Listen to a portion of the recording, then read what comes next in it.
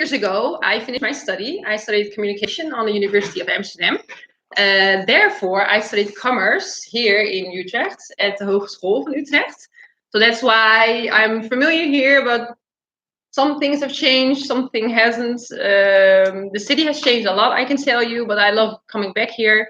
I live in the south of the Netherlands, in Den Bosch. I don't know if you know it, but I love the city. We love to eat and we love to drink a lot. So you are always welcome to come over there because we love food and we make a lot of food. LinkedIn profile and giving some tips and tricks for your preparations concerning an interview, a job interview. I don't know what you prefer, but we have 2 hours, right? Yes, 2 hours. Okay, so maybe you can all tell me in short your name and what kind of study you are following, because it's good for me to know in which field you are studying, for me to think about possible agencies which you can connect with or something. So maybe can you start? Yes, my name is Utami. I study sustainable development. Sustainable development. Oh, okay, nice. And you're also in your last year, I think. Second year. Second year. Okay. So 4 years in total, right? No, 2 years. Oh, masters. Master. Sorry. Yeah. Sorry, masters. Okay, so you're almost finished. Almost. Okay. Hi, I'm Rahmi. I'm studying biology. I'm actually in first year. In first year. Okay, but it's also a master's for second. Yeah, okay, for 2 years. Hi, I'm Putri. I'm with water science management, also master second year. Okay. Yeah, I'm Fari. I'm just graduated. Congratulations. Congratulations. Thank you. Taking public international. Okay. Yeah. Somewhat different. Yeah. I'm Vishnu and I'm doing a Master of Geoscience. Application with PG. Okay. I'm in the second year. Good. Hi, I'm Mike, also doing job innovation. Yes. And also second year masters. Good. Great. Hi, I'm Fauzi. Yes. I'm third year of my PhD in earth science. PhD. Wow. wow. Very good. My name is Aji and I'm doing Master of Geography program, second year. You're smart students over here, guys. Wow. Yes, my name is Arfi. I'm PhD student at the Technical School of Governance. I'm doing strategic HRM. HRM. Okay, good. Nice. So you can maybe relate some things or maybe give some input during this presentation. You have the knowledge. No, just kidding. Yeah, so my name is Trismono. Yes. Now I'm working at the Netherlands Institute for Space Research. Okay. Yeah, I did my PhD in Germany. Yes. And yeah, I just moved in Utrecht Just a couple of months ago. Couple of months ago. Yeah. Okay, so you're still finding your way around here in Utrecht, and you are guiding him. no. Yeah, I mean it's really nice to be here because before I was living in the East Germany, like people here are super friendly. Yes, compared to German people, yeah. What can I say? It are our neighbors, right? Yeah, that's true. But it's a big difference. I mean, like people, if you're in Leipzig, like if you're a foreigner, like they don't like people who's like speaking English, for instance. Yeah. Like, they will start shouting and they don't speak English because here is German. Like, it's I think in the bigger cities in Germany, the people your age are learning more languages nowadays, because before I have German acquaintances. My parents also have German acquaintances, and they do not speak any other language than German. So we were doomed in that case to speak and learn how to speak German. And we Dutch people can speak different languages, but it's difficult to find your way around in Leipzig when other people do not speak English and you're from Indonesia. But some people speak English, right? The younger people. I would say it's not really. So it's totally different compared to the West German. Okay. I think they just don't like foreigners. They need to get used to it. We're getting globally. Everyone is traveling everywhere, so they need to welcome everybody. But maybe it's something they need to adjust to. But good to have you here in the Netherlands. Yeah. Oh yeah, Natasha. Yeah. Yeah, I'm Natasha. I've just graduated and I took financial management. Yeah. Very good, very good. And she just got her first job. We need to cheer for that, right? Yeah. And the last one. Hi, I'm Sam. I'm taking a bachelor's on politics, philosophy, economics. Wow. Yeah. So a lot of different studies here, but a lot of in pharmacy and very, very good. It's nice to see different kind of backgrounds here.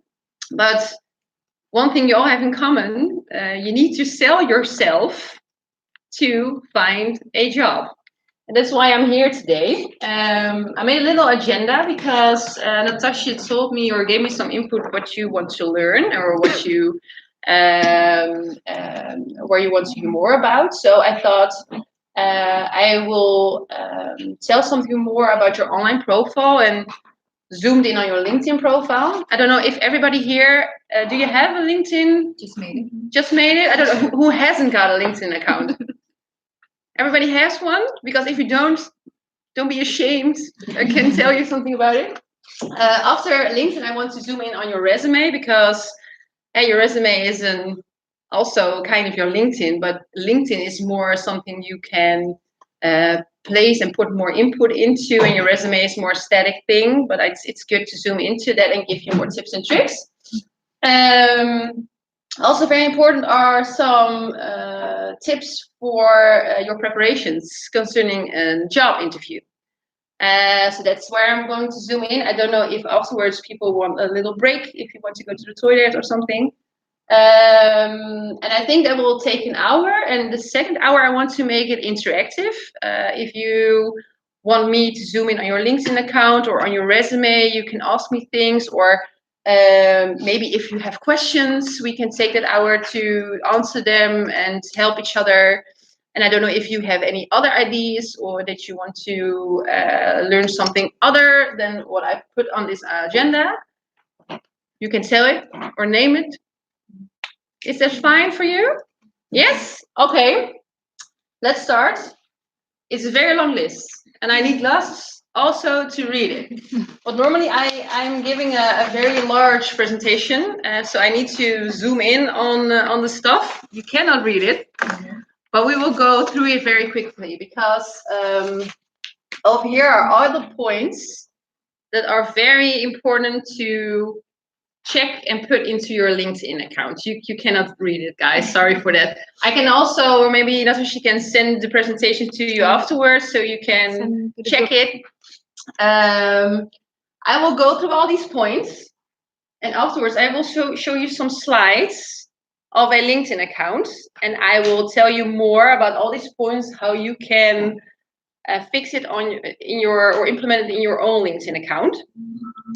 Because for me as a recruiter, what I want to tell you, 4 out of 5 recruiters use social media to find the best matching candidate for a job.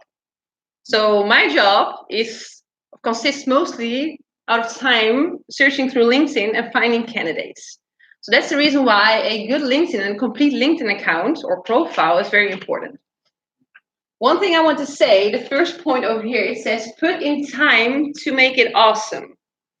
And that means how more complete your LinkedIn profile is and how more information you put in it, how more and better a recruiter can make a match between a candidate and a job. And it takes some time. You need to think about it quite well because a LinkedIn profile is somewhat different than a resume. You will see the differences when I will be somewhat further during this presentation. But I will show you. One thing what's also very important is the second point. You can get a custom URL for your LinkedIn account. Because if you sign yourself up on LinkedIn, you will see in your URL that you have a www.linkedin.com/102000 blah, blah, blah, all kinds of numbers. But it's better for you to adjust all those numbers into your own name. It looks professional. I will show it to you in a second. You can use the URL for all kinds of different stuff, but it's more technical and I will show it to you later.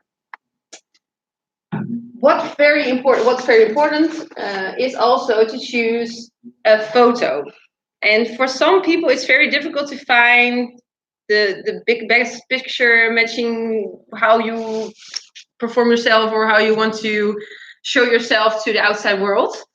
In a couple of slides, I will show you 2 different profile pictures where you can see a difference between all kinds of facial characters and what the difference is for a first impression for a recruiter to see it. But the best picture is, I don't know if someone knows what the best picture is, how the best picture is looking and how it should be. Does somebody know it? Yes, that's very important. Yes. You have to smile. Yes, of course. Look smart. Look smart. Yes, yes, likable. Very good. Something else? Me. Also good. Well, it's very important because LinkedIn is not, you cannot compare it to your Facebook account or to your Instagram account. It's a professional social medium. It's somewhat different. So you need to have a more formal picture to use. And the best picture to use is a picture from your shoulders up, not a picture enlarged from your whole body. It is just from your shoulders up, from your face. Smile, indeed.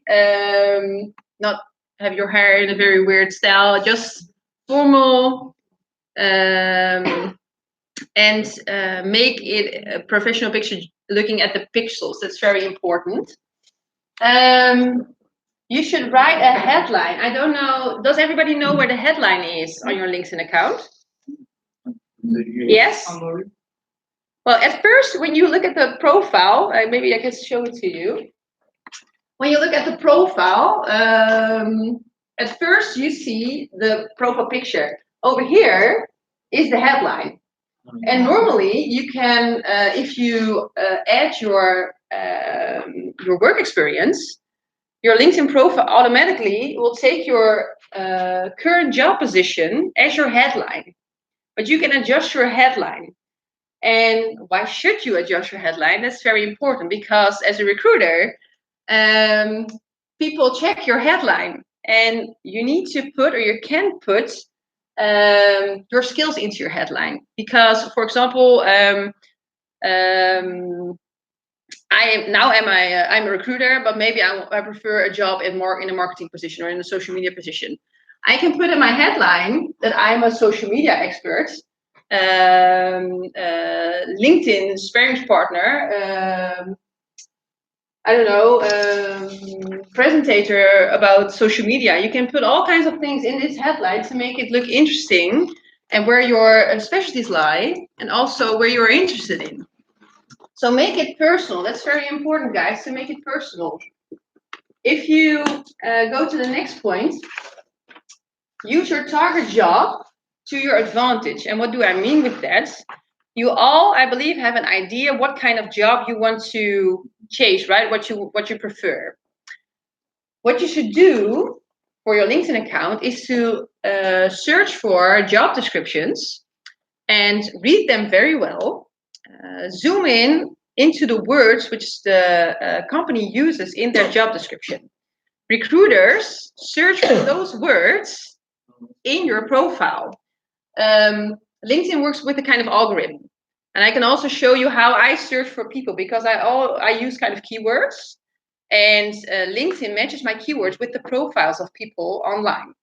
So if you prefer a job position, then read the job description well, search for words, the most used words in the job description, and put them in your account. Because if you prefer a job, then the recruiter will find you and you will pop up earlier in their search. And it helps you. It helps you really, really, really. Then the next point, your summary, which you told, don't waste your summary space, because as a recruiter, I always read the summary at first. Because what tells your summary? Your summary tells something about you, and your LinkedIn profile is who you are. And it gives you the possibility to show what you like, what your competences are, what your specialties are, what do you do besides your work or besides your study, I will give you some more information afterwards, which you can put in there. Always speak in the first position, in the first person. So make it personal. Talk in the I person. So I prefer, I am very acquainted with something in your field of expertise. What can you bring a company? What are your strengths? Those are all things you can put into your summary and what recruiters look for. That will be a next point. I will go back. I think the next point I stated here, use numbers right up front. I don't know if that is useful for you because looking at my background, I have a more sales background. So for recruiters who are looking for my kind of people with my expertise, it's very nice to read if I have a track record because I work on with a sales target. So I need to make and earn a kind of amount of revenue, for example, per year. So for me, it's interesting to put it in my summary. But maybe you find it interesting to state that you organize events for students, that you are very sociable. You can put it in your account because recruiters see that you are very outgoing. If it's relevant for your future career, then name it. That's very important. The next point, be warm and welcoming. And what I mean with that is always be positive on your LinkedIn account. So it's your first impression for a recruiter. Be positive. You can talk about your strengths, but you can also talk about things you want to improve.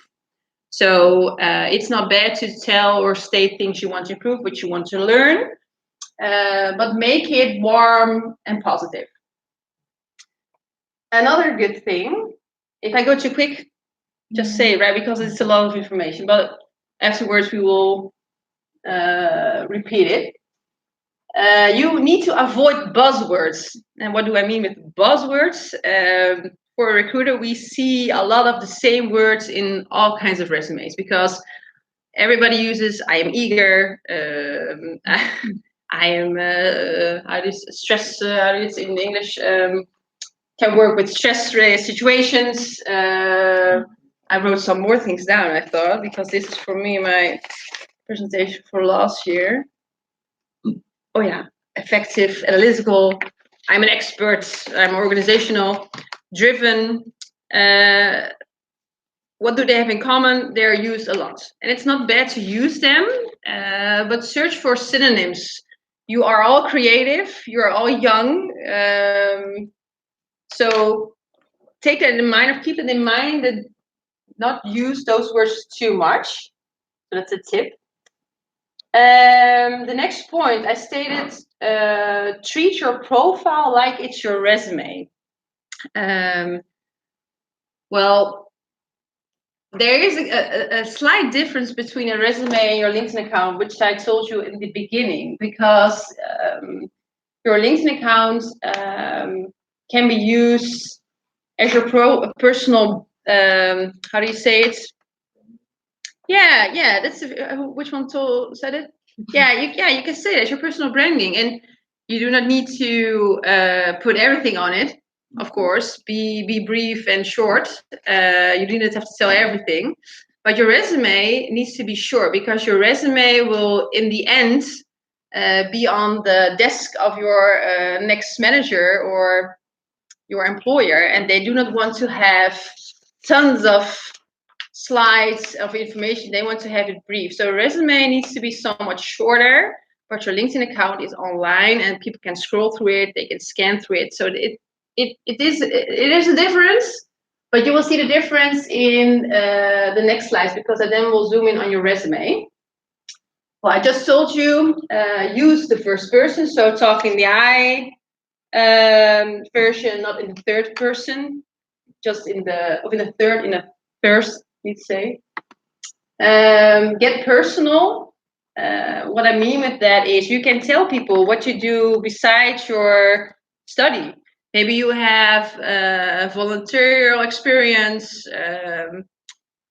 You like to travel. Those are things you can mention down in your LinkedIn account. You all have something in common. You're from Indonesia. You are from a foreign country. You made a big change coming over here. So that says something about you as a person, because you need to adapt. And that's also very important. Become acquainted with the Dutch culture. So it's very good to write that down. Show your achievements.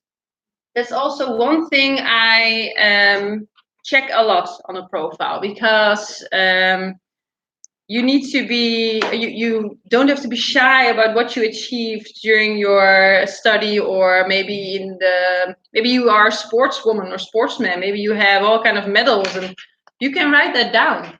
That says something about you. The next point, which is also very, very important for you guys. I don't know, a few of you have a job right now, but if you are unemployed, you need to include a current job entry on your LinkedIn account. Because, oh, this isn't the one I wanted to show you. If you, this is an example of a work experience. So somebody here stated their job title and the company they worked for. And he stopped working there in 2006.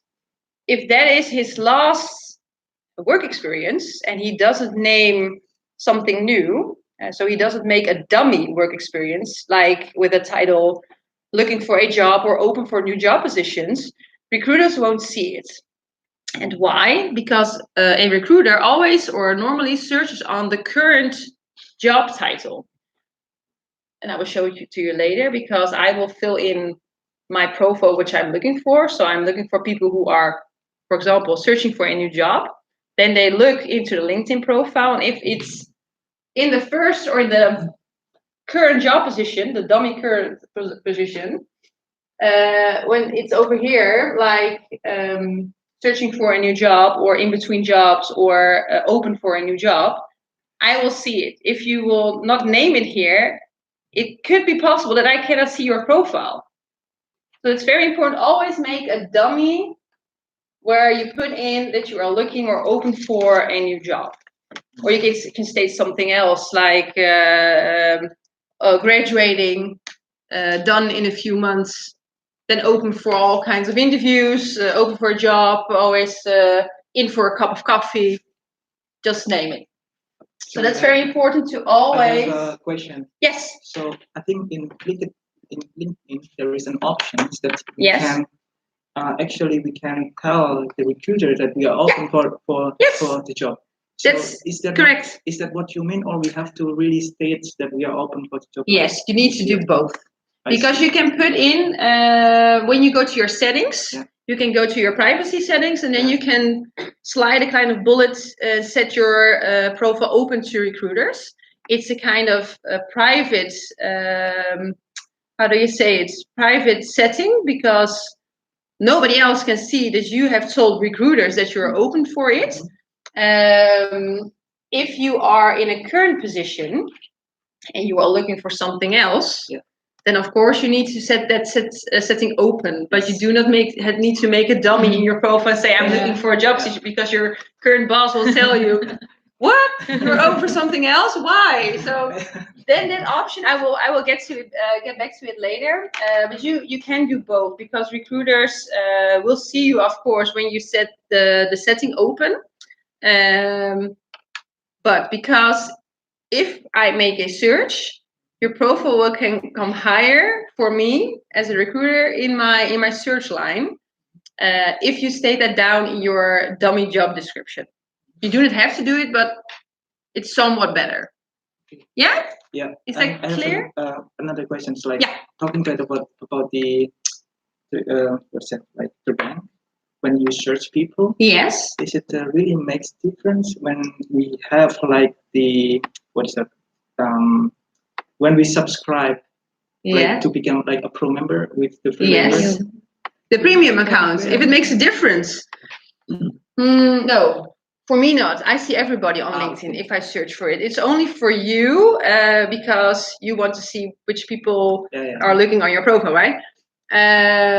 No, that's for a recruiter. It doesn't matter if you have a premium account or if you have a normal account. We see everybody. Yeah, and I pay LinkedIn to see everybody because LinkedIn. So I need to see everybody, and it's I don't know how it exactly works, but it's only for yourself, which makes it interesting to have a premium account. But it makes no difference for us as a recruiter. No. Where was I? Oh yeah. Point 15. I will go through it quick, guys, because how late is it? You can add multimedia to your summary. I don't know if anybody knows why, or does anybody noted or put multimedia into their summary? No? Okay, maybe it's difficult for people to think what should I put in my summary, right? Because you're all graduating, you're looking for a job, so what shall I do? What should I place in there? What's relevant for my future job? I can understand it's difficult because, well, putting multimedia in your summary will show you what you achieved. Maybe you organize an event which was interesting for your future career path. You can put it down. You can put a flyer in there which you organized, or maybe a picture of the event where you are on, so people can see that you organized it. If you made a video for your volunteer work, you can put it in there. Just things which make a recruiter or people who are interested in you see what you've done and what might be interesting for your future career. Me, myself, I do not put a lot in there because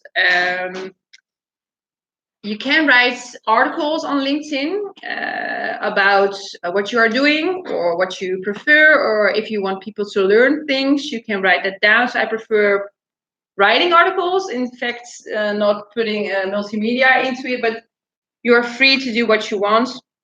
It makes your profile more complete, but it must be relevant. So if you do not have relevant things for your career, because LinkedIn is a form of social media, do not put it in there. If you're in doubt, don't put it in there. Ask other people maybe what they think about it. You can always email me, or because I will give you my card, you can ask me, shall I put it in there? Can I put it in there? Is it relevant? You're free to contact me, but you have the possibility to do that. Yeah, most important thing, next point, add your work experience. I don't know if you people or you guys already had a job. You need to put it in there. Just like I told you, you need to put down your job title, the company you worked for, from which day till when, or maybe you still currently work there, and name your responsibilities and tasks. It's very important to put it down in bullet points because recruiters have little time. They need to fulfill a lot of jobs, so they need to see in short what you've done and what you've achieved. That's only a month of internship. Should it be there or? Yes, okay. I shall put it at the work experience part. Okay. Yeah, very good It's to do only that. a month. If it's only a month, just put it there. Okay. Because you've learned things, you've done things which might be good for your future career. Okay. Yes. Also add projects, volunteer experiences, or languages. Also very important. Doesn't matter what it was. Maybe you helped old people walking around or doing groceries. Just put it there because it says something about you and who you are. The next point, requests for recommendations. For me as a recruiter, I always need to call former employers to check a recommendation before I can place a candidate somewhere. If a recommendation is already online on LinkedIn, it will save the recruiter time during the whole procedure. So if you can request an employer or an old colleague for a recommendation, you should do it. And be careful because we also, or I have experience with people who made someone up, made a profile, wrote their own recommendation, but we can always, find the real truth if someone is really their former employer. So be careful with that. If you don't have any recommendations, it's also no problem because people can understand if you do not have any experience concerning working because you're just starting, right? So if you have any other recommendations from volunteer work or maybe from an old teacher, you can always ask them for a recommendation. The next point I stated down, make them strategic, but that's not something for you guys now. That's something for the future. That's something what I need to think about, because you can ask your employers or your former employers to zoom in on specific skills. So if you want to have different recommendations on your profile, you can ask different employers to zoom in on different skills. So for example, I now work as a consultant for interim tax specialists. So I place tax consultants, but I can ask a former employer about how my matching skills are, and I can ask another employer about how my communication is. So you will have different kinds of recommendations on your profile where recruiters can see how good and how complete you are as a person. But that's something for you for the future. You don't have to think about that. If someone writes a recommendation which you don't like, that's also possible. Don't be afraid to delete it. Just delete it because it's your own profile. If it's in a poor English or another language, just delete it, because you need to have a good written recommendation on your profile. Yes? You all know that you can put down skills in your LinkedIn account. Okay. People can recommend you for those skills. Do you know that? It's very good to have a bunch of skills on it, because it says something about you again. In your resume, I will come back to that also, because you need to put your skills in your resume. So you need to manage your endorsements and manage your skills. People will zoom in how many endorsements you will have on your skills, but that will develop during your career path, because you will learn more, you will learn more skills, so you can always adjust your profile and manage your endorsements during your career path. It's also important for you guys to regularly check your LinkedIn profile, because if you are in a job and you are not looking for something, I always say keep your ears and eyes open for future possibilities. You don't know how things can go. So always check regularly if your profile is still updated, if you can add something to your work experience or to your task or responsibilities. So take care of the fact that your profile needs to be complete, even if you are in a current job. Well, I just told you, I stated over here, become an author. Why do I say that? You can write articles about what you've learned or what you want to tell to people. For example, I read the news a lot and check and see if my current clients or my prospects are maybe interested in a topic which I can help them with. So if I find something interesting, I will write an article and I will publish it. And what's interesting about an article, it's somewhat different than a post, because if you write an article and you put that online on LinkedIn, everybody in your LinkedIn communication will receive an update that you wrote an article. So everybody will see what you did. When you compare it to a LinkedIn post, that's somewhat different, because LinkedIn works with an algorithm. Not everybody in your network will see your posts, unfortunately. The reason why is that a bunch of millions posts are going live on LinkedIn each day. And LinkedIn cannot take care of the fact that everyone will see your LinkedIn post in your network, because your stream, your, how do you say it, update stream, cannot put everything online, because you need to scroll the whole day to read all those posts. So what LinkedIn does is they look in your network which kind of people would like your posts, and only for the people who LinkedIn thinks like your posts is going to see your posts.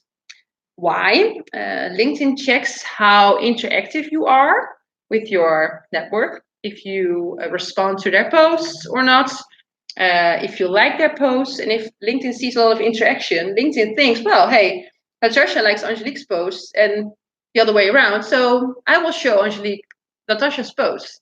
If we do not do anything with each other, then LinkedIn will most of the time think they do not like each other's post, so I will not show it.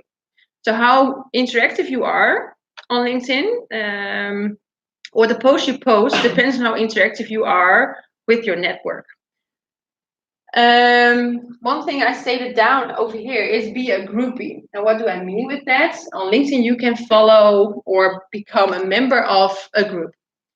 What you should do is search for LinkedIn groups which are interesting for your future career. So a group in your field of expertise. It brings you or connects you with people who are interesting for you. You can become a member of all kinds of discussions. You can learn a lot from it. And for me as a recruiter, I can see from which groups you are a member with. I can see how serious you take your field of expertise. If you only follow groups or are a member from football groups or dance groups, I think, well, I don't know if she wants to go into pharmacy. Maybe she needs to do something else. Of course, you can follow those groups, but also take care of the fact that it's a formal medium. So think about that. It's very important. Also have at least, those are not the most important, but have at least 50 connections. And why? If I see someone who has less than 50 connections, 3 things go through my mind. I can think that one is scared of technology. Why? I don't know. Everybody has LinkedIn nowadays, so why won't you have more than 50 connections? Or someone is afraid to connect with people. So socially, maybe it's difficult for someone. Or they do not have any interest in their future career path. So it's very important to have connections, and do not connect with everybody, because if you connect with everybody, LinkedIn will see how many rejections you will get, and the more rejections you get, then LinkedIn will block your account. So always connect with people you know who you're interested in, and always, if you make a connection, take care of the fact that you write something down, a slide or short message, why you want to connect with them. That's always one thing I would prefer, because if I get a connection or an invitation from someone I do not know, I always think, why does that person want to connect with me? Just tell me. And I don't know if this is my phone. Oh, no. No problem. I thought it's mine because I didn't put it out also. Sorry.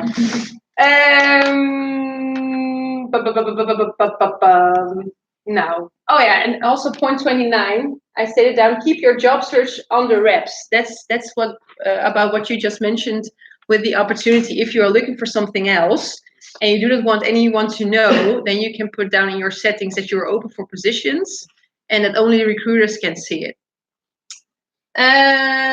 This was also very important. Make sure people can find you. I also mentioned it. Look for current job positions you are interested in. Search for the words which are in there, the very important words recruiters are searching for. Put them in your own profile, so you will be more, how do you say, top of mind in LinkedIn for a recruiter when he searches for your profile. And the most important thing is be excited. As a recruiter, we are always searching for the people who are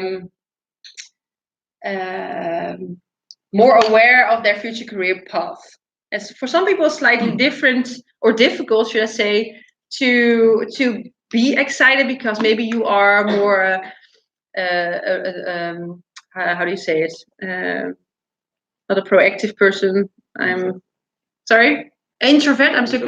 Yes, that's the word I'm looking for. Maybe you're more introvert. So if you find it difficult to write or make a LinkedIn profile where you seem excited, you can always search for help. People who can check things for you, see how it comes over. So that's why I'm here. You can always send me an email or call me, and I will be very pleased to help you with your LinkedIn account. Well, this is an example of a LinkedIn account. I only forgot to tell you about the background picture. one thing you need to know, your LinkedIn profile is a personal profile, but it's still a formal medium. So do not put your holiday picture in the background.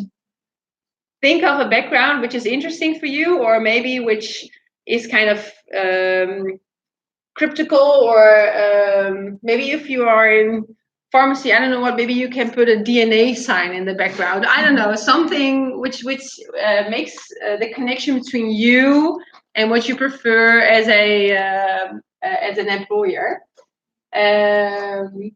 And if you are in doubt or looking for ideas, you can always check other people's LinkedIn account, check what they are doing. And I can understand if you do not have a premium account, it's slightly difficult. Sorry? Slightly creepy. Slightly creepy if you need to check. But as a recruiter, I check hundreds of resumes each day. And most of the time when I wasn't a recruiter, when I was studying and someone watched my profile, I watched the profile back because I wanted to know who is that person and why is he watching me. And I always send them a picture where I see that we are looking at each other's profile. Maybe we can link with each other, or maybe we can help each other.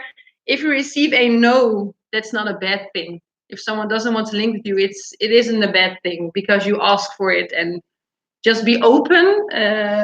Don't be scared, because we are all people and we are here in the Netherlands and we are open. But it's something which I did. So if you are looking for experience, for how do you say it? For ideas, check each other's profile, for other people's profile, or check each other, help each other. It's also very good to do. Here is an example of a profile picture. You can see it's not very good in pixels right now, but it's a profile picture of the face up to the shoulder. She's laughing. It's a very formal picture. Always take care of not a too dark background, but also not a too white background. And if you are using a white background, do not use a white shirt. Think of a color, because you only will see your head and maybe the rest will seem very vague. But take care of a picture with some color, not too much color. Just make it formal and check other people's profile pictures. You can make a very beautiful picture.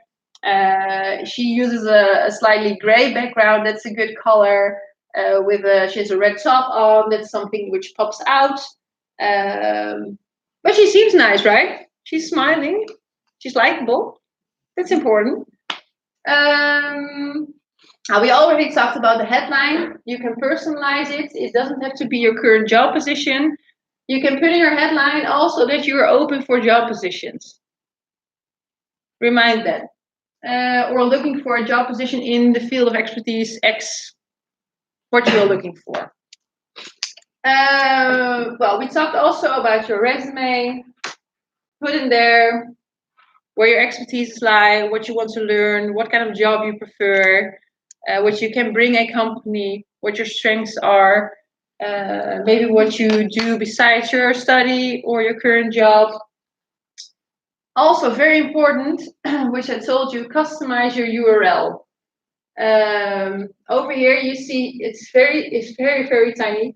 LinkedIn.com/Donna. She's called Donna. Her name is Donna.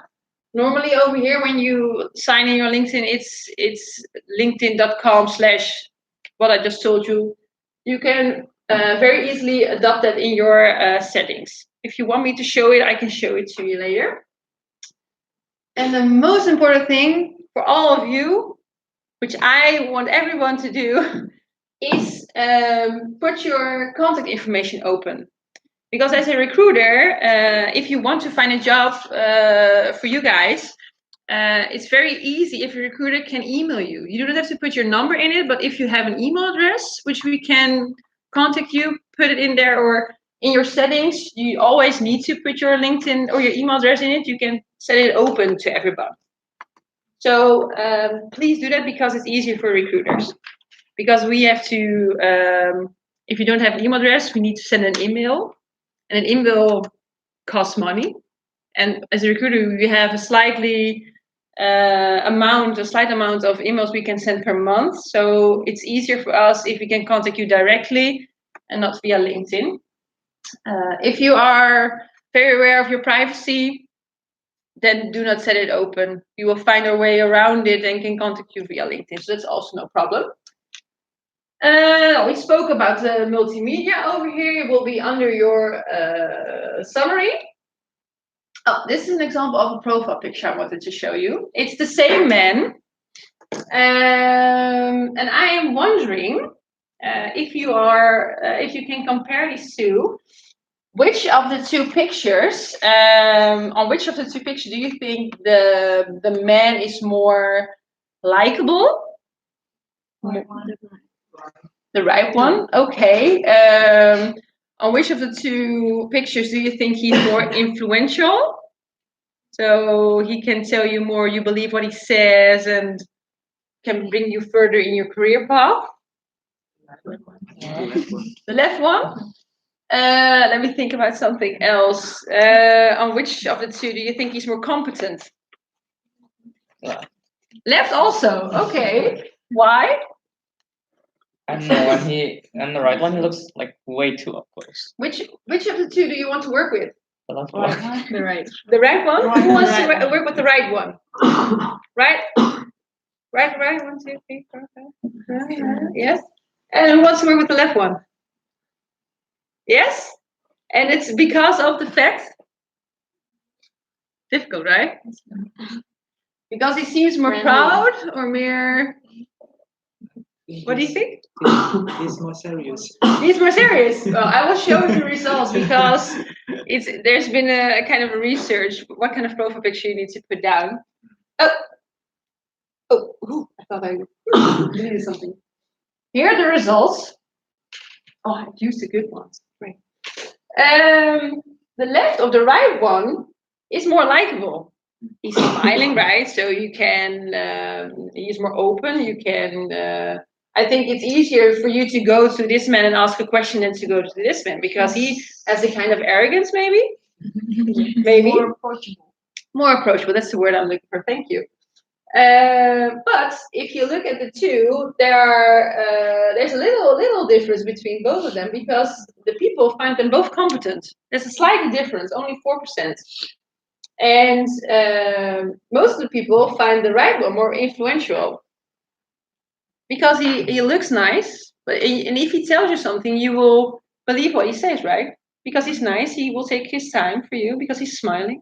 No, it's very difficult to find a good profile picture, but it's better to have a smile than to close your mouth because you can look a little bit arrogant.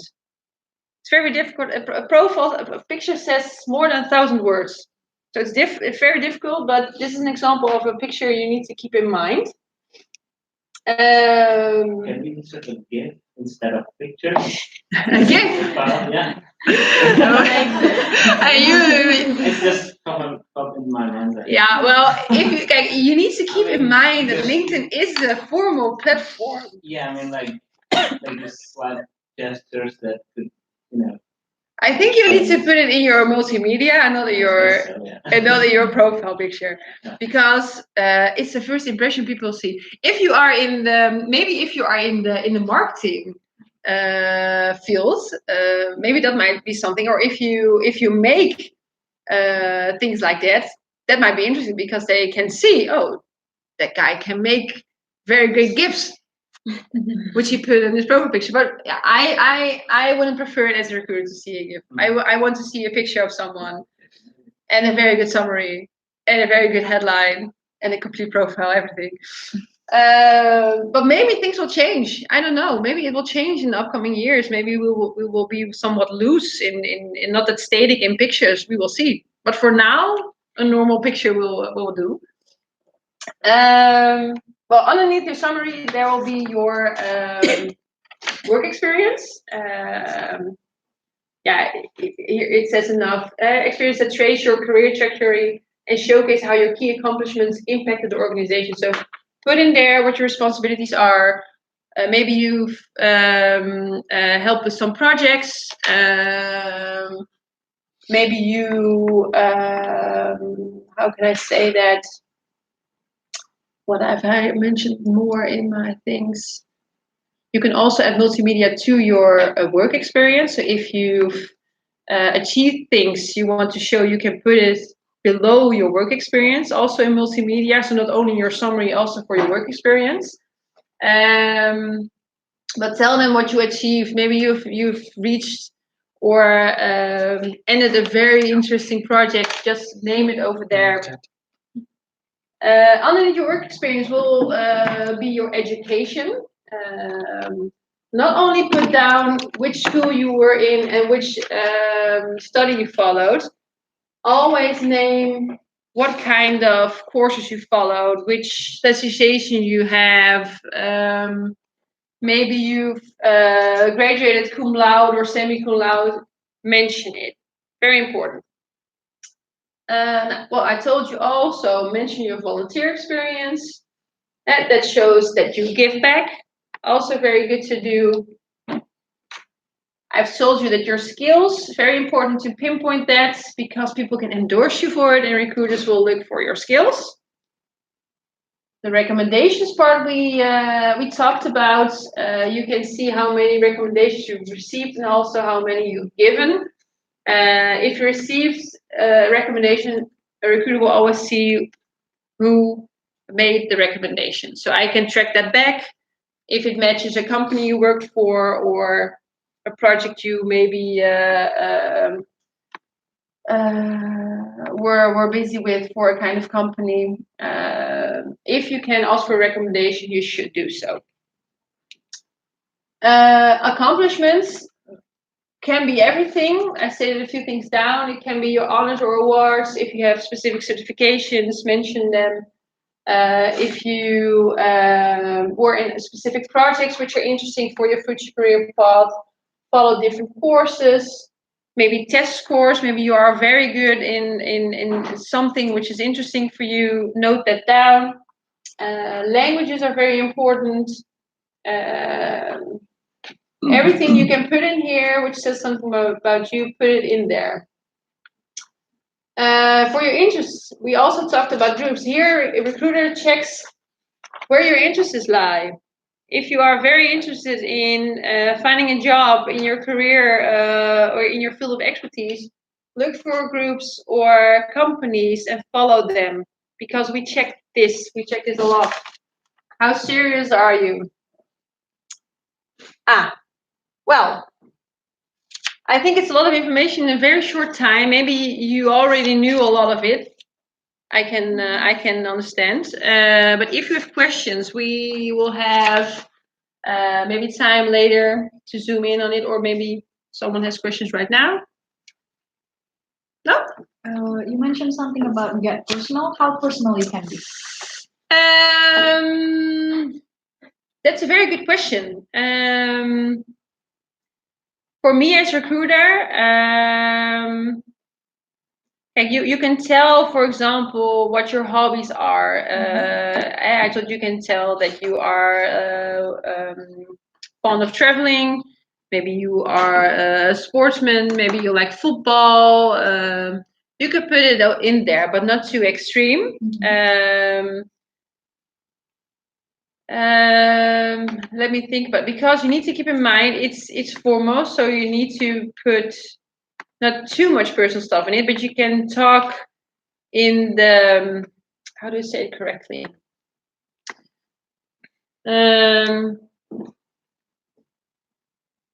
It's a very good question, and I can understand it's also difficult for me to explain how personal you can get because it's not a Facebook or an Instagram account. So you don't need to put pictures online of your party night.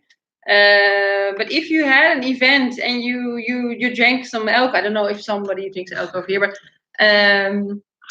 because, for example, for my company, if I put a picture online from an event where I was part of with my colleagues and we were drinking beer, sometimes I Photoshop the beer glasses out of it. Because for the outside, it can give a kind of idea from, okay, that company is very informal and not that serious. So you need to be very aware of the fact in which branch you want to work and what you need to put online and what you can put online. But we are all human and we are all a person which has a private life. So if you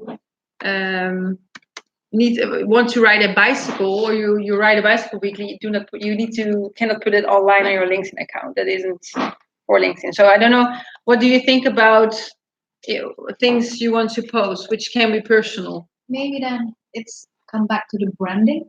Yes. How do we want to brand ourselves? How you should do that, for example. So it's not get too personal. It's like what you said. If you have some party and everything, and you will kind of eat beer. Yeah. So it's like you brand yourself. Yes. Like that, right? Or well, the most important thing for you to get personal is tell where your preferences lie, but formally, and tell them what you can bring as a person. Where are you good at? Don't be shy in giving examples, because if you are a person who wants to give and you can tell a personal story about that, for example, you help people or old people directing their home or help moving them, and which can tell people that you are very open, that you're very caring. It's a personal story, but it's not going out of hand. Do you know what I mean? So you can that's maybe a way to make it personal. So tell a personal story, but always keep in mind the connection with your career path. So if it's interesting for a recruiter or a company to know that story, then you can use it. Do you know what I mean? Yes? But I can understand it's very difficult, but it's always good to think of stories which make a connection with your future job. And if you want some inspiration, I can always look up example profiles, which I can send to you. But I would like to first give you the possibility to think of it by yourself. And I can always check it afterwards to see if that's something I would like to read or which is suitable for LinkedIn or not. Yeah? Is this good for you? Yeah?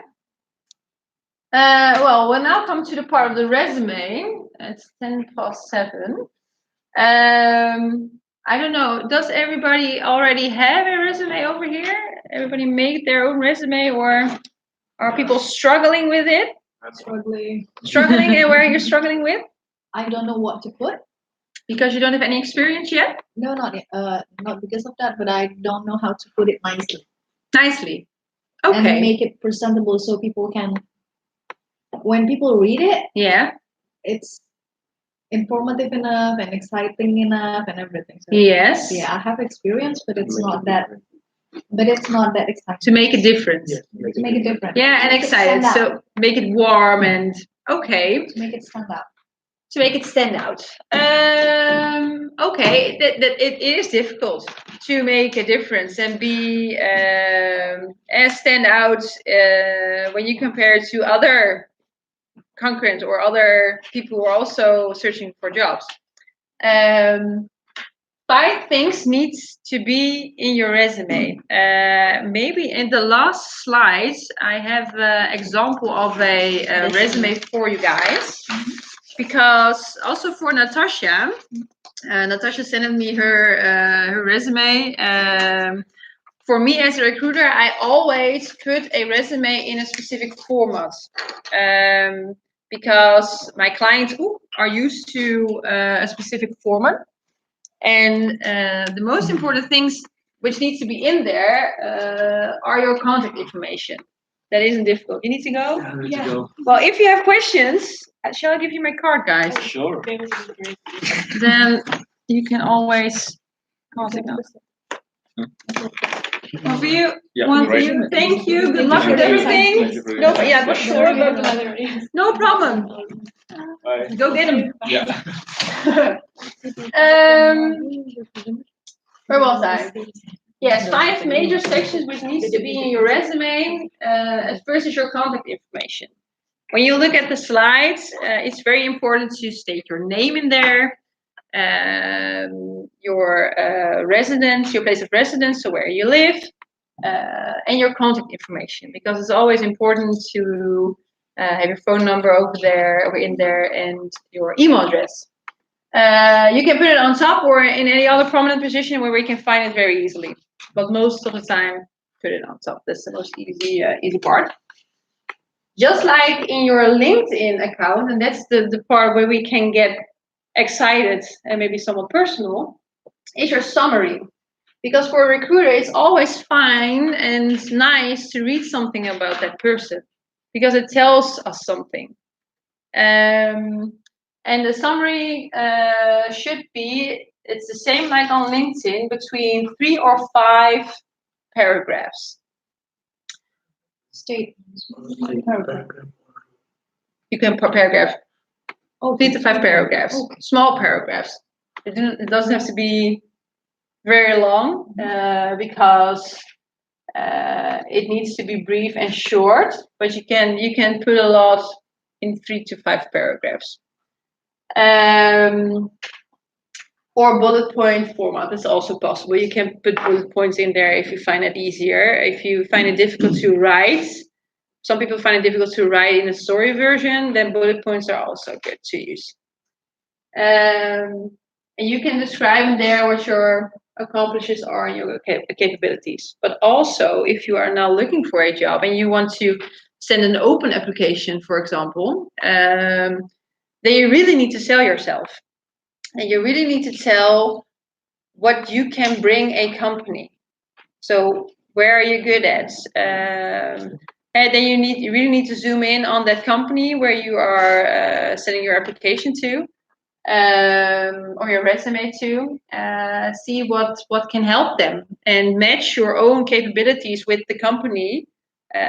Think about what they need and tell them that you can bring those things to them. Put it in your summary. One thing, for example, if you have experience, you can always put that also in your summary. Over here, everybody has a different background, or some of there are slightly differences. Most of the time, which I think is very important to state in the summary, is your competences. So if you are if you can communicate well, if you are an open person, if you can level with people, if you are, how do you say, don't be negative in it. And in the summary, do not in your resume, you do not need to put things in there which you want to, how do you say it in English? Sometimes I'm looking for a word. Which you want to make better, improve. Sorry, that's what I was looking for. Make it short. So if you want to improve things, just tell your strengths in your resume. Because if you are invited for an interview, they will definitely ask you what you want to improve or what your weaknesses are. So that's for later on. That will be during your interview, where you need to prepare yourself for, but always be positive about yourself in your summary, in your resume.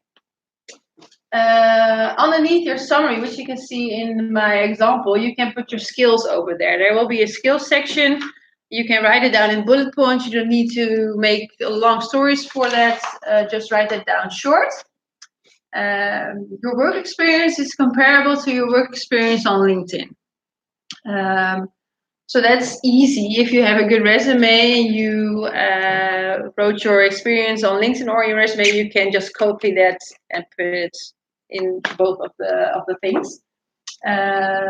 Just make sure that's in chronological format, because I always want to see your last experience above and the rest underneath it. Yeah? And afterwards, your education section. And we also went through that on LinkedIn. Put your last study on top. Mention over there if you are graduated or are still studying. You can put the dates above it. That's also very important, which you see on the example. For me and for most of recruiters, we want to see the month and the year in your experience and also in your education. Over here, it's only it only puts the year in it. If you are graduated, you can put the year in it. But if you're still busy, just state the month in it when you will be ready. Because if you now are looking for a job and you tell me you're still studying, I want to know when you will be ready with your study, because I can think about the current job position somewhere where I can place you and how long it will take and if there will be a match between you and the job, and that you can start on time, or maybe it isn't possible for you because it takes too long for you to enter study, if you know what I mean.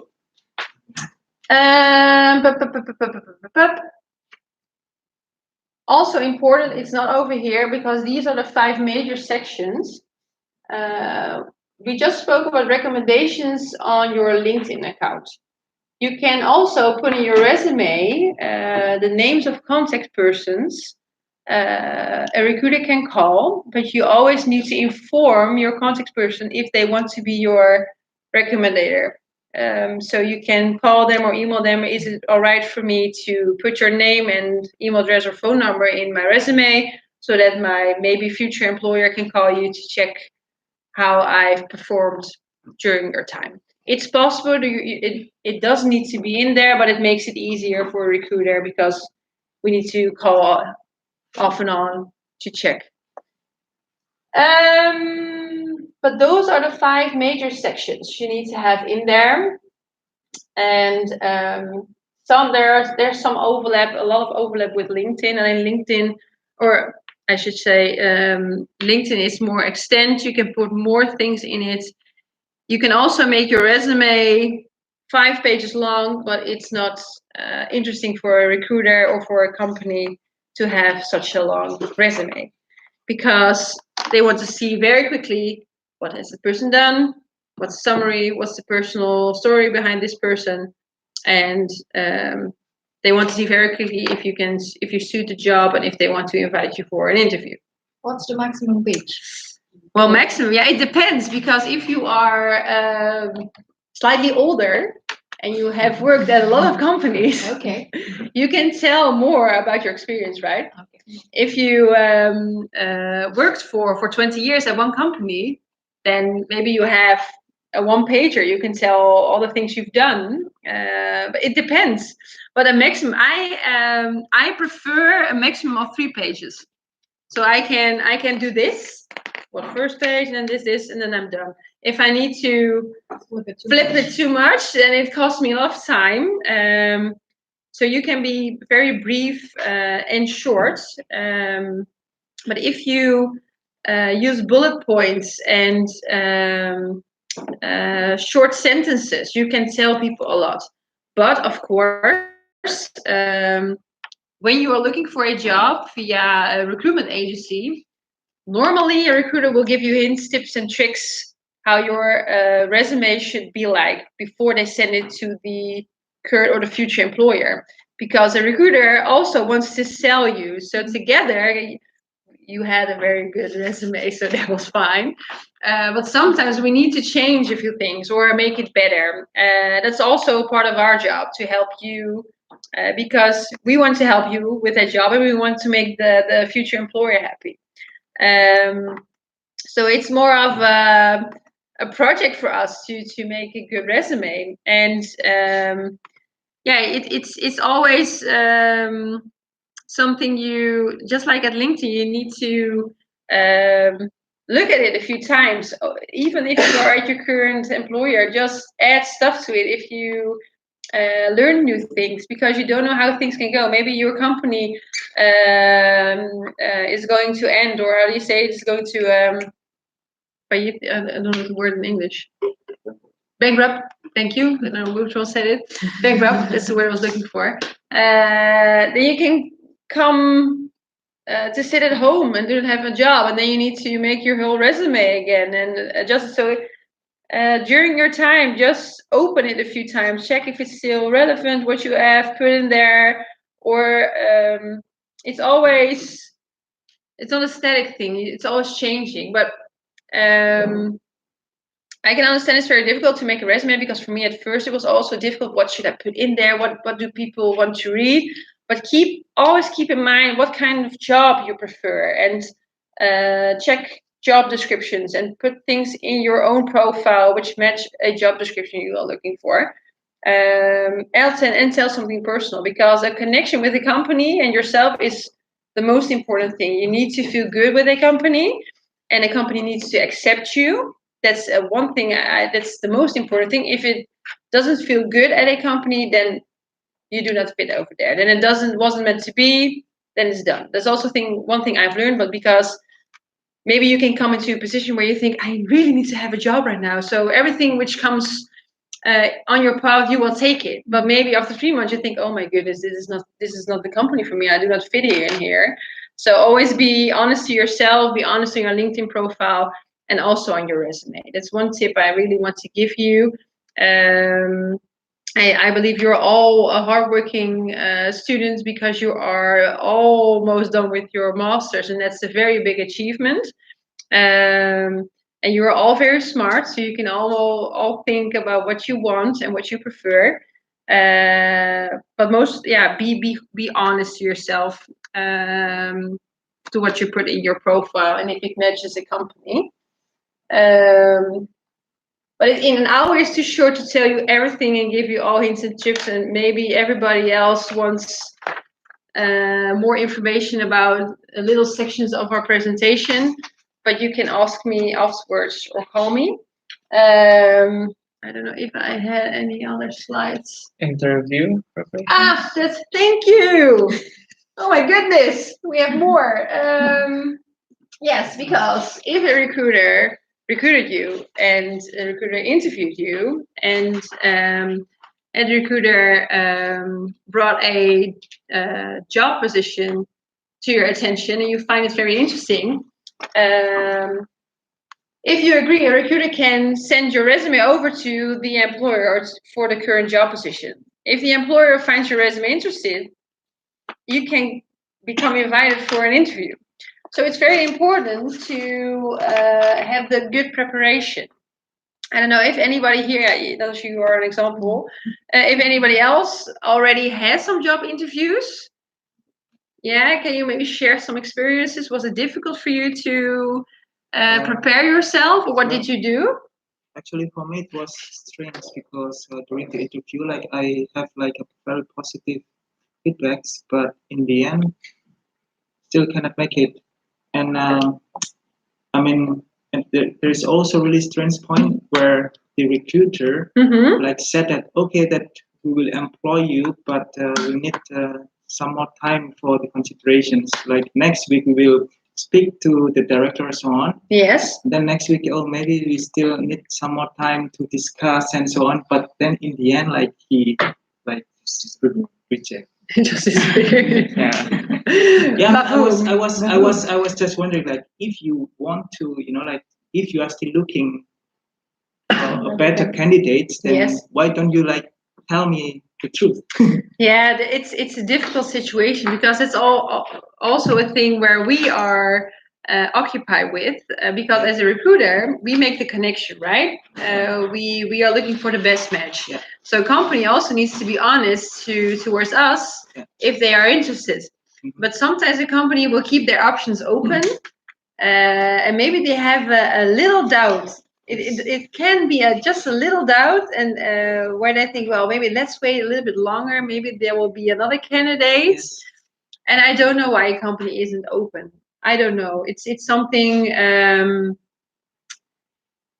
which a lot of recruiters and also applicants or employees where they how do you say, have problems with. But you can always call them and ask them, well, why does it take that long? I'm very curious. I'm still very enthusiastic for the function.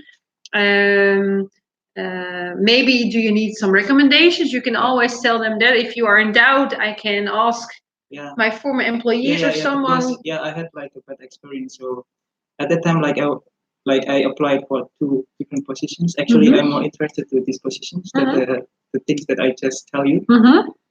Well, this the second one is already offered me the contract, but The first one you preferred. yeah, Ah. that's true. And she already like, I don't know, like she made like a gentleman agreement, like, okay, like we will employ you, but give me like another week to, like to discuss with the manager. So Yes. then I reject the offer from the second one. And like in the end, like I lost. You had nothing. Yeah. Oh goodness, yes. I think that's oh, this is very funny, because this can be a very good example of a beginner's. Because I already told like the first one that I already had the offer. Yes. So if you want to take it, please do it fast. Yes. And they said yes, okay, okay. And then they didn't send you an offer. Yeah. The first one didn't send you an offer, and you rejected the second Yeah, that's one. because you thought you will receive. Okay. One thing you need to keep in mind: never put anything away if you haven't signed anything yet. So if you have an offer from the second one, but you prefer the first one, the first one tells you they will send you an offer. It's so difficult, because in the Netherlands we have a saying: don't throw away your old shoes if you don't have anything new. And you can compare it to a job, but because a company can put some pressure on you to make a decision, because the second company wanted you to sign, right? Yeah. For the job description. So you need to think of a kind of excuse to extend that. Yeah, because if they know like the real reason, I mean, like they also, like they don't like to wait. Mm-hmm. But you told them the real reason, right? That you got an offer or from another company, or? Of course not. No, okay, that is good. But it was a very difficult situation. It's a very good example. And it's when you look at the first company, it's very weird that they didn't send you the offer, because they told you that they would, right? Yeah. So in the end, you didn't have anything. Yeah. But we already like discussed about the salary and so on. At the first company also. Yeah. Really? Yeah. But you didn't make a deal? They just told me like, okay, like now we will finalize the contract and we will discuss with the manager like about. And then after 2 weeks, they told you we are not going to proceed with you. Yeah. That's difficult. Yeah, then the company wasn't honest towards you. That's true. So at that time I was, I was afraid, like, should I lie or should I tell them like the truth? Because I mean, like, you need to be in between. Yes, and it's I can understand that it's so difficult, because that's how the market works. But what about we say the truth to the company that you have a second offer? Yeah. Well, that's what he told. Yeah. The problem is that if you say them the truth, but they lie to you. No. He already stated he got an offer. Yes, he stated he got an offer and that they need to be quick, because if the other company doesn't make an offer, he will choose the other company. That's why the first company offered But you. what about from the recruiter perspective? If we say that the truth like that. To a recruiter, you can always tell the truth. I mean the company that will hire you.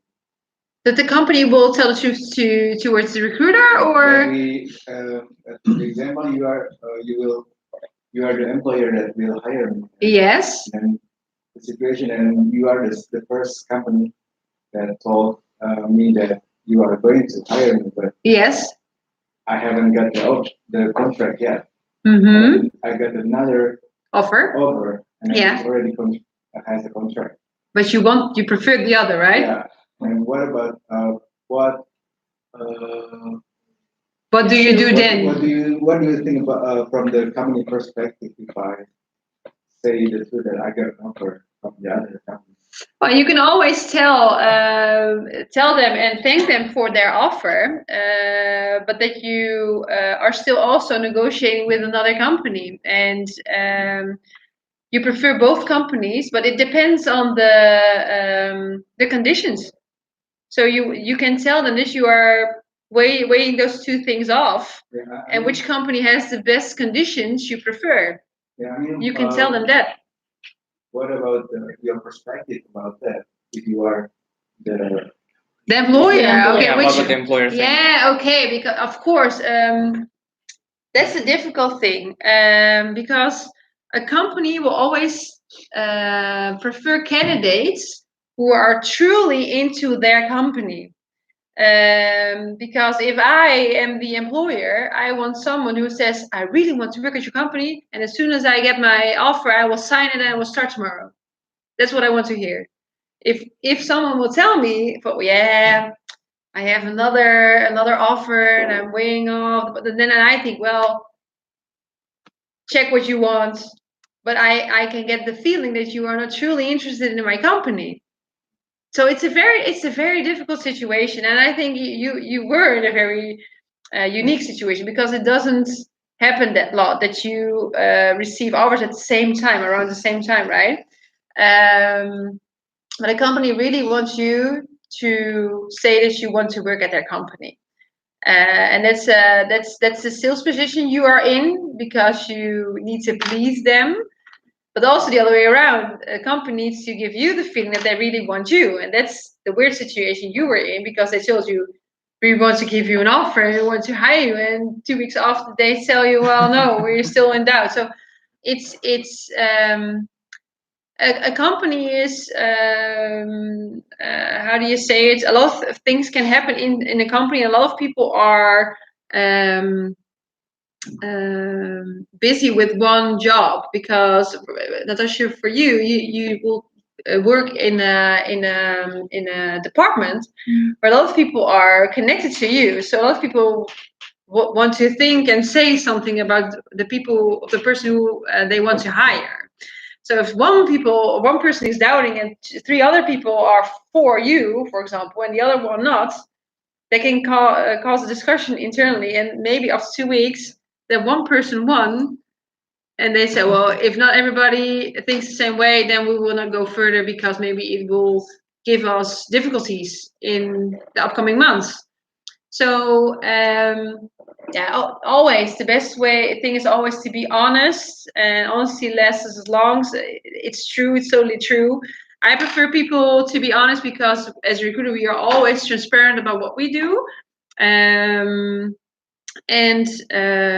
Only for a company in this time, in this market, it's very difficult to find good candidates. So now you are in a good position, because a company can tell you, I really want you. And you can tell them, well, I've got enough offer, so why should I work with you as a company? So you can make it a little game, but it's not always good to make it a game. Just be honest. I think that's the best way to go into a procedure with the company. Because I think if I say, let's say, if the company already said that I want you to work for me, and then I get another offer, and I told them the truth, and it will make my bargaining position higher. It's also possible, yeah, that they maybe make you a higher offer. You mean? Yeah, it's possible, but that makes it so difficult, because some companies will think, I really want him, really, so they can give you a higher offer. But other companies will think, well, we already made him a good offer. Does he take us seriously? Because is he now playing a game? Does he really have received another offer, or is he just playing the game to get a higher? So it's so difficult in such a process, and that's why a recruiter is always nice to have in between to fix those things. But I have a lot of examples, because I'm now working at my 3rd company. So I already had 3 processes by myself, and one of them also was that I told them, I have another offer, and I preferred a higher salary. And that's when my current employer, I work there now, they told me, "Oh, Angelique, we really want you, but we made a very suitable offer for you. And if you take us seriously, you need to accept it. And if not, then go to the other company." So it depends on what kind of company it is and what kind of person you are in contact with, because some people do not want to play the sales game. They are very serious in their offers, and if you are working at a very commerce driven company, you can do it. But when you work at a government or other serious companies, non-profit companies, they do not play that game. They're very serious in their offers, and of course you can negotiate about an offer, but on a good manner, in a good way. But it's difficult. But it's always good to contact someone if you have questions, because I know a lot of people who call me, well, this is the situation, what should I do? Talk with other people about it, not make decisions too fast. Maybe tell them, think about it for a day. Well, thank you for your offer. I will think about it. I will come back to you tomorrow or the day after. So you can rethink it and think about the possibilities. You also need to think about future possibilities in a company. Do they have a very good can you grow? That's what I think I should say. Can you grow in a company, or is it a company which you are about to leave in 2-3 years again? Because if you can grow, you can make steps looking at your salary. That's also one thing you can ask a company in the negotiations, right? Because a company can give you a high salary, gross salary, but if you cannot raise or grow your salary each year, then it doesn't make any difference. You will earn a lot in the beginning, but looking at the future, if you cannot make any steps, then yeah, what's in it for you? If you can work at a company and you know upfront, because you can always ask, what will be my steps looking at my salary each year? How many percent should I get for a raise each year? Then you know what your future path will be already. So that's also something you can keep in mind to make the best fitting decision for the company you want to work for. Is that clear? But it's difficult. Negotiations, salary negotiations is the hardest part, because you can go there, tell something about yourself, tell something about your experiences. Over here in your interview preparations, it's always good to analyze the job position. Read the job description very good and make a match with your own experience, because you need to sell yourself. That's also a hard thing to do, because if you get through the first interview, maybe you will get a second interview, maybe you will get a test you need to make, then the negotiations will start. So that's the biggest water you need to cross at the end of your process. But of course, this is also important. I want to also tell you something about this. If you want to prepare yourself for an interview good, then you need to read the job posting very, very good. Read what they are looking for, write that down, and think about examples or other tasks you did which match the things they are looking for. So you can give them examples. Well, I see that you are looking for a person who can pick up this. I can tell you I have experience with that because in my former position, or during my volunteer work, or during my study, I had a project where I also picked up those responsibilities. So you can place yourself in the job description they are looking for. So that's the way you can sell yourself. It's also very important to research the company you are having a job interview with. Read their annual report, read something in the news about it, think of questions that you can ask them, because it's always good for a company to see that someone prepared him or herself for the interview. I noted down a few questions which can pass by during a job interview. Maybe you already know them, because always one thing I ask is why you want to work for my company. Why? There are a bunch of companies. What makes us different in comparison to another company? You need to think about it very well. You need to have a good answer to that. And why should we hire you? There are more candidates. Why you? Why and how are you going to make a difference? It's very difficult, but if you have analyzed a job position and you know what they are looking for, you can tell something about the fact why you match the job position. And then afterwards, you can tell them what you can bring them more above of the job position, what they are looking for. That's very good to do. Well, also what they are going to ask, what are your strengths and weaknesses? It's always good to be open. Also about your weaknesses, I do not want to call them weaknesses. I want to call them tasks or competences you want to improve. Because maybe you are good at something, but you can become better. I think that's the most difficult question for me. What are your weaknesses? Yeah. Yeah. I mean, personally, I know what are my weaknesses, and then, but what is acceptable weakness that? How you can say it? Yeah. Can you give me an example? Let's say the very obvious weakness. Let's say I'm not a very neat person, and then I'm not an agenda to overcome that. You're a very neat person or aren't? Not. Oh, you're not a neat person. So you made an agenda for you to overcome that to become better at it. Yeah. I think that's very well, I think if you can prioritize things for yourself and make a to-do list, and you can say it in that way, then it's fine. That's what you mean, right? Yeah. Yeah, but maybe you can find another word for neat. You are not that organized. Or how do you? But that's a very common words Yeah. that maybe employee say to the recruiter. Oh, then you can. Is it more connected with time management? Yeah. Also, then you can say, well, I would really like to improve my time management skills. Because I'm very aware of the fact that I need to prioritize. I am willing to pick up all kinds of different tasks, but I need to learn how to prioritize things. So for now, I am learning myself to make a to-do list and to work my to-do list through.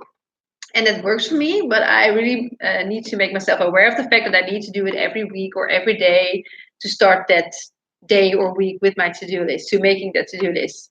You are aware of the fact, but you want to improve it. That's the way you can.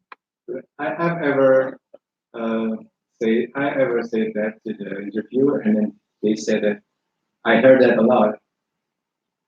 Yeah, the time management skills are difficult. Yeah, but a lot of people have difficulties with it. Yeah. But was it a negative point then for that recruiter? I don't know, but I do not think that I cannot think that it was a negative thing, because for students, well, you are graduating your master's, so you need to do all kinds of things for your study during your study, and you have achieved a lot of things to be at the place you are right now. But thank you too. Good luck with everything. Thank you. Bye. And oh, do you want my card? Yeah. Maybe if you want to ask something, you're always welcome to contact me. Yeah. All right. Thanks a lot for the No problem. But I see it a lot for students. They need to become aware of a working schedule, because being a student is somewhat different than being an employer. So you need to adjust yourself to a whole other situation, and time management can be a big issue. So it's not a negative thing. I think that the recruiter told you that they hear it a lot because it happens a lot. And a lot of people have difficulty with it. For me, if I'm very busy, I sometimes forget to prioritize my things. I think, oh my gosh, I'm so busy. And then you can tell them, well, if I come in such a situation where I have a lot of balls to keep up in the air, you need to step back.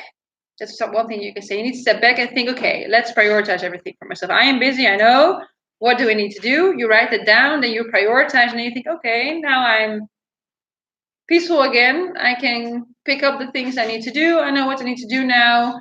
But a lot of people have difficulties with it, really, and a lot of people attend courses for it to learn how to deal with time management. So it's not weird. So No. generally speaking, instead of we say our weaknesses, then we can say this is what I'm still learning at. Yeah, what you want to learn. You can say improve. Yeah, what you want to improve. Yeah, because a weakness, I think the word weakness is kind of negative because you're weak at something. No, I'm still learning. you're still learning. So you can say, well, my strengths are this. Things I want to improve are. So you you give it a positive twist. Yeah. Oh. Let me see. Yeah. Also, one thing was also I think it's very nice. How would your colleagues or friends or family describe you? Because that gives it a kind of personal note. For my first job, they gave me that question. What would your friends say about you? And I thought, oh my goodness, I don't know what they will say about me. And afterwards, I asked people things. How do you see me? What do you think I can improve? Maybe you aren't aware of things which other people see in you, or not. So sometimes I set up a kind of brainstorm session also with my colleagues, and maybe you can do it with your friends or family, where you can write down stuff about each other. So you can put down cards. Okay, now I want you to write down my greatest competences. Make a top 3 of it. That's something which makes you aware of how you are, where you're good at, and what you can improve. So it helps you prepare for your job interview. You can also tell the company what you want to learn, because you're a student. Maybe you are interested in other things. You can tell them, well, I can see that the market or the trends are going that way. I'm very interested in that, and I want to learn more about that. And maybe you can ask the company if they can provide you with trainings or other things. So it's also good to ask. Tell them what motivates you. What motivates you in a job is that having positive colleagues around you. Is that the fact that you can get trainings at a company, or don't tell them that earning a lot of money motivates you. Never do that. But that's the truth. It's the truth. Yeah, it's true. No, yeah, okay. Of course, everybody wants to earn money, and we are very greedy as people, right? We always want more. But not tell them that. Do not tell them that. But think about what motivates you in a job. Why do you want to work somewhere? What motivates you to get up in the morning, go to your job, do the things you love to do, and go home with a peaceful mind? Right? That's something for you to think about. Think about what you want to tell about yourself. Some people find it very difficult because sometimes an interviewer asks you, tell me something about you. Yeah, where do you start? What do you want to tell them? What do they want to hear? And it depends on the company, but I think it's always best to be yourself. You can ask them, well, do you want to hear more about my background looking at my studies or at my work experience? Or do you want to hear more something personal? Because I would love to tell you more about that. So that's a question you can ask back if you are in doubt what they want to hear. But most of the times you can always tell them, well, you guys are all from Indonesia, so you can tell them you are from Indonesia, you live here now in the Netherlands, you are willing to work here, live here, stay here. I don't know, that you are looking for a job, or that you are willing to have this job which you are applying for, of course. But you can tell how old you are, what kind of family you have, if you have brothers, sisters, what your hobbies are. Do not be shy to tell something about that, because it says something about you and what you prefer. Sometimes you will be placed in a team, and it's very good to have different kind of people in a team. And the manager is also interested in what kind of persons are placed together and if there will be a good vibe. So if you can tell something personal that makes the manager think about if there will be a good match. Also very important, get your interview clothes ready and also your hair. So your first impression is important. So the way you look, unfortunately, it's important. You need to think about that. One thing you can do up front is zoom in into the organization. Maybe look on LinkedIn how your colleagues or your interviewers look like. What are they wearing? Are they wearing a suit? Are they wearing more of an informal sweater with the chino pants, or are they wearing jeans? So you can search that online. You can find a lot, and always do. You need to be somewhat. How do you say it? Do somewhat more your best. If someone wears a chino pants, maybe you can wear. Maybe I should say different. If someone wears jeans, then you should wear. How do you say it? I'm thinking about it in Dutch and I need to translate it in English now in my head. So if you do not see someone wearing a suit online, then you do not need to wear a suit. But always look formal. That's the most important thing. So if you see someone wearing jeans, do not wear jeans. Just wear what you are wearing now. I think you all are looking very formal. Yeah, you're wearing t-shirts, you're wearing a sweater. But for men, most of the time, wear a blouse. How do you call it? Hemp. Hemp? Is it called a hemp? In Bahasa Indonesia, yes. Hemp? Oh, really? Then wear a hemp. I'm still learning also. And for women, it's possible nowadays to wear this. You can wear trousers. You can wear skirts, not a short skirt, always on the knee or below the knee. Not go in with too high heels. You need to walk comfortable on your shoes. Make sure you wear clothing with not too synthetical, where you can sweat in. You need to be comfort. Not if you were on the bike and you cycled and you came and you think, oh, I'm sweating and I can't put my arms up. You need to be comfortable when you sit down during your interview. So always think about it. It are the tiny things, but they can make a lot of difference and make you feel very comfortable or uncomfortable during your interview. Well, what to do with your hair? It's easy. Do not wear a mohawk or yeah, you know what I mean. Make sure that you know what I mean. It's very easy. It's very easy. Last thing, what do you need to bring to a job interview? I think it's always good to bring a notebook with you and a pen. That's important, and write down questions up front which you want to ask them. Show that you're interested in the company, that you read about the company. Other things. Also, get back to your performance. Do not wear all kinds of jewelry or get big bags with you, or do not bring too much. What do I need to say more? We can go into colors of clothing, but you can zoom in on a lot of things. The best colors to wear are most of the time blue, white. They do not prefer yellow. I have another presentation where I have a color circle where you can see what kind of colors. Do you know it? Yeah. Well, a color matches a kind of feeling can make a difference in how you come over during your interview. But most the basic colors are very good, because red, for example, can be good, but it can also be very dominant during an interview. Someone wants to be out there and wants to let himself see. So be aware of that. You can also find it online when you search for the best color of clothing for a job interview. You can see all kinds of researches about that. But again, it's still too short to tell you everything. I can talk a lot about it. But are there any questions? Because I can talk for hours.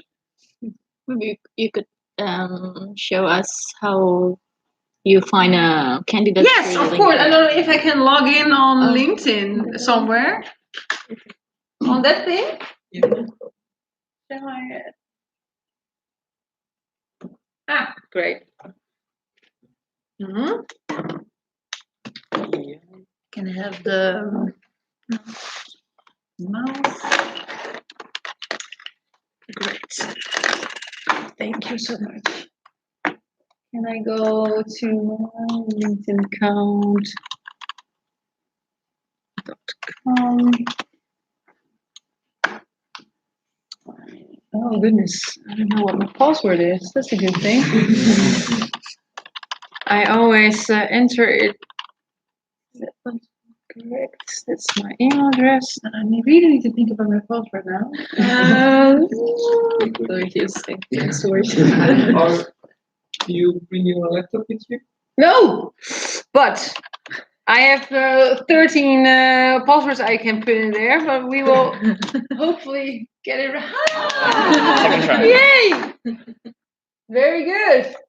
Maybe you What's want to up, set Marcel? that? Wow. Sorry? Maybe you want to set Oh, that? no, this is fine, this is fine. So over here you see my LinkedIn profile. All the things you see here you also have, but I have a premium account. And I also have my recruiter account. So I will show you how that works. It's called Recruiter Lite. What I can do, in my Recruiter Lite account, I can put in projects, people I'm looking for. Well, of course, I'm looking for people in taxes and in finance. So there are projects where I can put candidates in. I have a clipboard where I can add people to. I can put jobs online, reports, etc. But for me, for a job, if I'm looking for someone for a specific job, I can use a Boolean search. I don't know if you are acquainted with that, but leave it. It's only for recruiters. Boolean search gives us the possibility to make a search stream. So specific as what, where I can find the most matching candidate. So for example, what I do, if I'm looking for a tax specialist, I can fill in with, how do you call those thingies? Quotation marks. Quotation marks, thank you.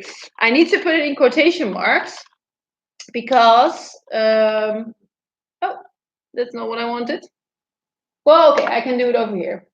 I put the enter on it, but I will do again. I'm looking for a tax manager, and why I'm using these quotation marks, I want, now, I cannot, manager, of course. Now, my goodness, I want these two words together, so that's why I use the quotation marks, because LinkedIn, for me, is now searching through a whole profile of someone. So they are searching for the job title, the experiences, the headline also. That's how the, how do you call it? The algorithm works. Thank you. Well, so I'm looking for a tax manager, but you can also call it, oh, so I'm using or, and tax manager can also be called a tax advisor, or it can also be called a tax consultant, or it can be called a tax specialist. So I'm using a lot of synonyms which someone can use in their job title. Specialist. What also for me is very important to know, and if someone is available. So I'm looking for all these options. Combined with the search term available. Exactly. So I'm putting available behind it. And this is a very big search stream. I can narrow it down with all kinds of things in it, but this is for you, it's an example how I'm searching. So put down enter. Here on the left side, I can zoom in on their current job titles, which I showed you. for now, I'm searching on the current or past job title. But if I want to narrow it down, I'm looking for someone in a current job title. Again, I can put here the job title tax manager. So I will do it to show you. Then he zooms in again. I can put down locations because, for example, I only want people to live in Utrecht because I'm looking for, I need to fulfill a position in Utrecht, for example, and I do not want people to travel a lot, so they prefer someone from Utrecht. I can also put down here the skills. That's why it's very important for you to fill in skills. Normally, I set up my stream very broad because I want to scroll down and see which kind of people are over there, but you can narrow it down. Well, I can zoom in on industries, on which schools they have been, when they are graduated, because sometimes a company is looking for someone who has 3 to 5 years of experience or 0 to 3 years. They can zoom in on a graduation date because if I'm looking for someone who has 3 years of experience, I can, because it's now 2019, I can put in here graduated in 2016 because I think that person already started working for 3 years, so I can find people who have 3 years of experience. So that's how you can see how I can zoom in on things. And what I see is very similar because I only see the current position, what they are doing right now, but I can also zoom in on the past positions. But for me, here are the words which I'm searching for. So that person has in his headline that he's available. And that's what I want to see. I want someone who's available because I can call him and he's available, so I can maybe place him if he's interested. If someone is interested, I know Roy, that's very funny. Okay. But Roy and I are second. He has been on an interview at our company 2 weeks ago. That's funny. But for me, which is good, if I want to connect Roy, and I also told Roy, sorry, he hasn't put any contact information on LinkedIn. He didn't put it or make it open. So I told him, you should do it. Because if he doesn't, I need to send him an email. Well, this is a very weird situation because a colleague of mine knows him, so he had his phone number, so we could call him. But normally, I need to send Roy an email.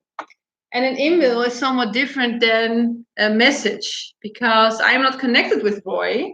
So LinkedIn gives me the opportunity where you at first need to connect with him, and then you can send him a message. But because I have a premium account, I can send an email and Roy will also receive it. So that's my way of making contact with people I am not connected with. Well, here are all kinds of recruitment tools, but for me, I can zoom in on his account. Oh, here, you put it, oh, that's good. You put it down in his summary. Yay! You can also put it in your summary. That's also good. That's also a fine way to put it. Well, you see Roy, he put down his experience, he's available. He made a dummy position, which I told you. Yeah. This is his last position. If he didn't put this in, or hadn't put this in, I wouldn't have found him that he was available. He made a dummy work experience that he is available, and that's why he popped up in my search. So that's why I told you, if you are looking for a job position, make a dummy work experience and say that you are available and looking for a job as a pharmaceutical assistant. You know what you're looking for. You can be very short how many years of experience you have, or that you are a junior. You can put all kinds of things in there. Very funny, also good for you to see. Roy worked at the IBC Bank. He received a recommendation from a colleague who worked over there, and that's the reason why it popped up at this department. And I think that someone from the department, Hein, he worked at the same department, and he gave Roy a recommendation. So it's very good. You can see that Roy, he's into finance. He's into these groups, finance, tax professionals, Utrecht, because I wanted someone to find someone in Utrecht. And he's connected to the university, so it's already good for me to see that he has higher education. And these are the companies he follows. Good for me to see is that he's really into finance because he follows the different kinds of banks, Financial Times. So I see that he's serious and putting effort into his own profile. So sorry, Roy, I use your profile for an example, but that's one thing. But that's the way how I search, and I can narrow it down. I see the hashtag that you used in the summary. Yes. Work also. The hashtag in the summary? Yeah. In my summary or No, in your summary? Yeah, in Roy. This one, available. Yes, that's also in the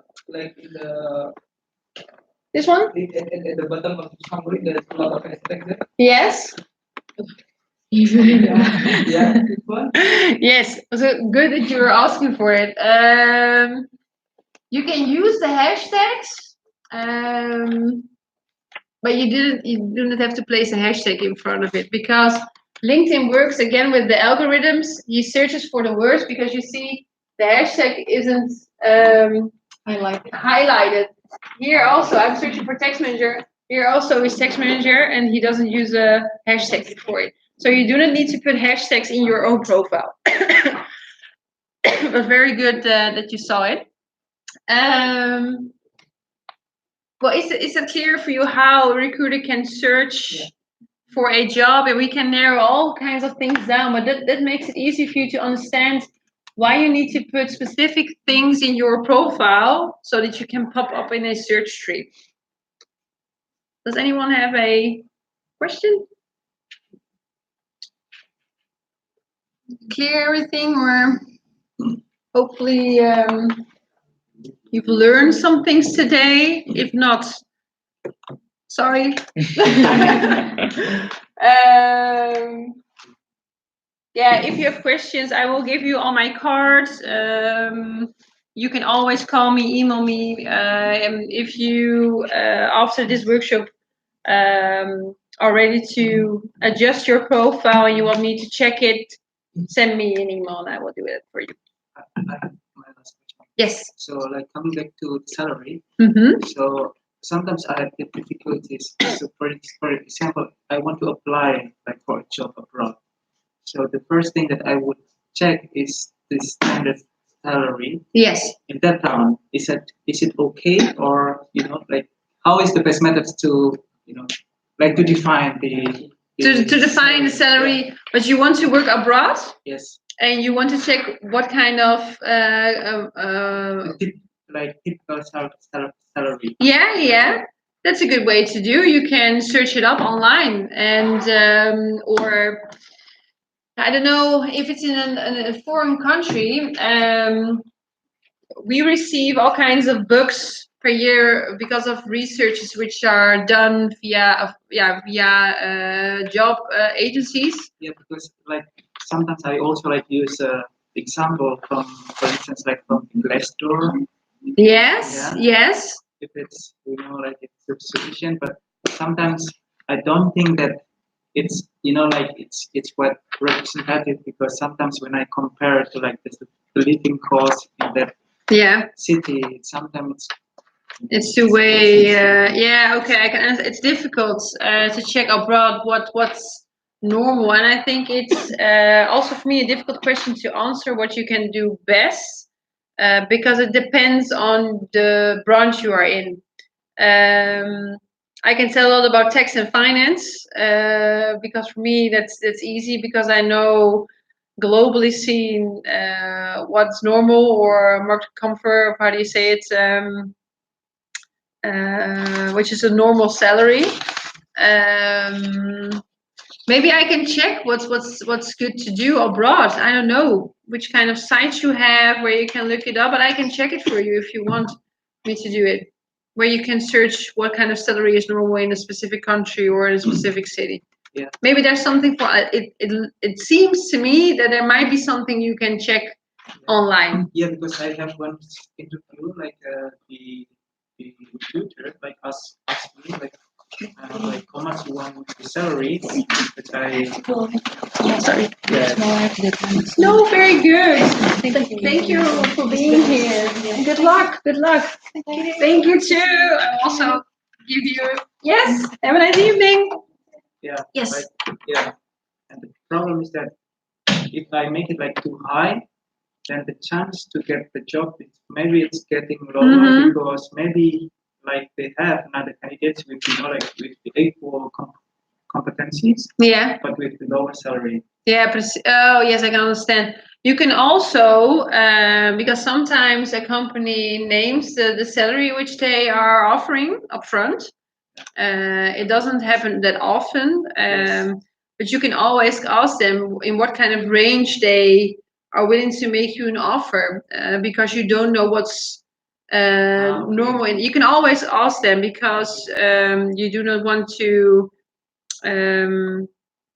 How do you say it? You want to you're willing to put effort in it, and if there's a good connection, Okay, so you think it's okay to like to ask them like what is Well- the typical salary, because if I don't know like what is Mhm. the typical salary, Yeah. they can put the salary even lower. yes, I can understand. What you can do, because it's difficult to think about the timing when you are willing to ask. Because if you had an interview and you think, oh, I'm so enthusiastic, I want to work there, and afterwards you ask the salary, and they tell you, well, it's this high, but you had in mind that you were going to earn this, then it might be a bottleneck for you where you can say, well, I don't want this job anymore because I expected this salary. So sometimes it's easy, and maybe it's always good if you are in contact with an HR manager, because normally HR is busy with recruitment. You can ask them, I'm not familiar with the salary ranges in this country. Can you tell me something more upfront? Because you do not want to have difficulties after the job interviews, that there is a way gap in between what you are willing to earn and what the company is going to offer you. So it's possible for you to ask that upfront, but make it, you need to think about the way you are going to ask them, because you do not want to, how do you say it? You do not want to give them the feeling that you only think about the money, right? So you need to tell them that you are very enthusiastic, you are very willing to go and come to a job interview, but you want to have a couple of things cleared out up front. Is that what are the conditions? Because I'm willing to go to a foreign country again, and I do not want to have difficulties during the negotiations if we come up to the negotiations, right? And that you do not want to seem greedy or money driven, but only to how do you say it? Not to have difficulties during the negotiation. You want to sit on the same level. That's something you can think about upfront. But if you come in such a situation, you can always check or call me to see what you can do best, because it's always difficult to talk about the money. The problem is that I have to reply at that time. Directly. Directly, really? Or was it a phone call? Yeah. Or was it a phone call? Then you need to be. Then you can need to be. You cannot be honest. You can tell them, well, I'm. Or you can also you want to research what they're offering in that region, and that you can want to come back at them. So you think that's okay, like because I don't know, I need some more time to think about that. Did they ask you for a what you prefer to earn? But that was their question. Yeah. Sometimes, sometimes, and that's also very difficult for me because all the companies ask me, what does that person want to earn? That's a normal question. Some people I interview, they tell me, no, I'm not going to tell them what I want to earn. I want to see what the company wants to pay me. That's also a question you can send back. I do not think that that's the way it works the best because they really want to see what you want to earn, and they want to see if you are how do you say it, realistic about your own background, your specialties, and your experience in comparison to the company and what they are looking for. Yeah, it depends on the situation.